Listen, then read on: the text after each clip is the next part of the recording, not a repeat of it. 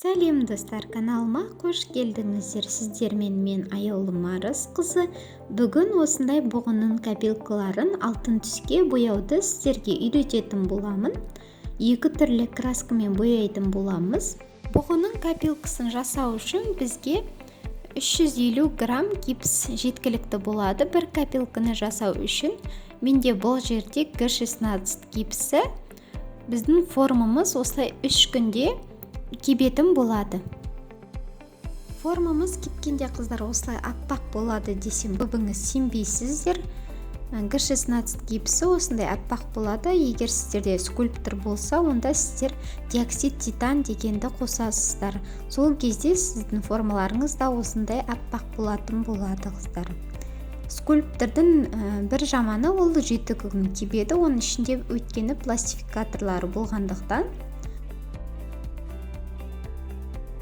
Формамызды осындай губканың көмегімен түзейтін боламыз. Екі қосылған бөліктерін және төменгі бөлігін түзейтін боламыз.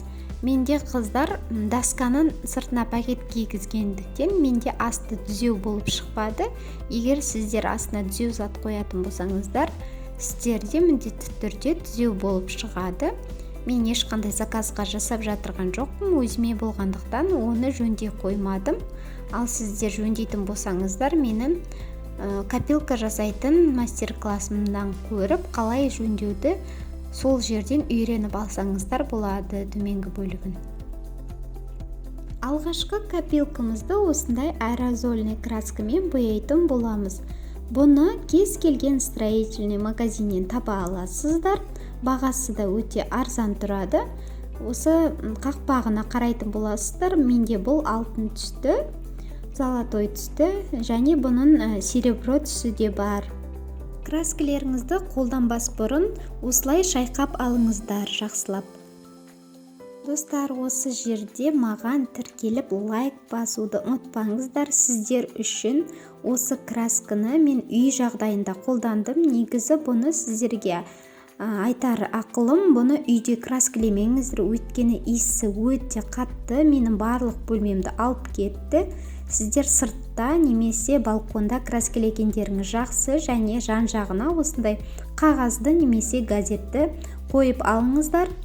Бұл жан-жаққа шашылатын краска және алыстан шашқандарыңыз жақсы. Бұл красканың қымбат түрлері де бар деп ойлаймын, иісі болмайтын түрлері. Бірақ мен өзім іздеп көрмедім. Сіздер іздеп көрсеңіздер болады, мүмкін тауып қаларсыздар.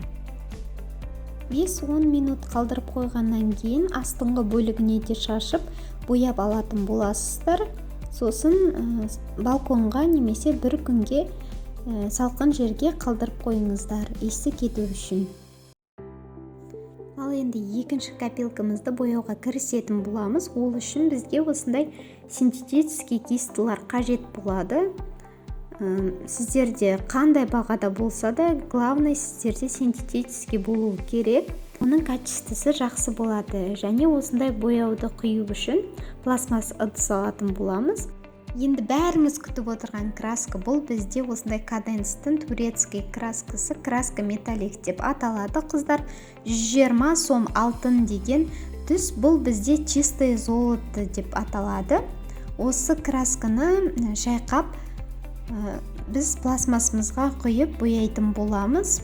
Осы красканы жақсы көруімнің себебі қыздар, бұны срогы өтіп кетсе де краска бүлінбейді. Бір жақсысы, менің бұны алғаныма 1-2 жылдың көлемі болды. Содан бері көп қолданған жоқпын краскамды. Содан бері бұл өзінің качествосын құртқан жоқ. Сондықтан қорықпай Каденсті алсаңыздар болады.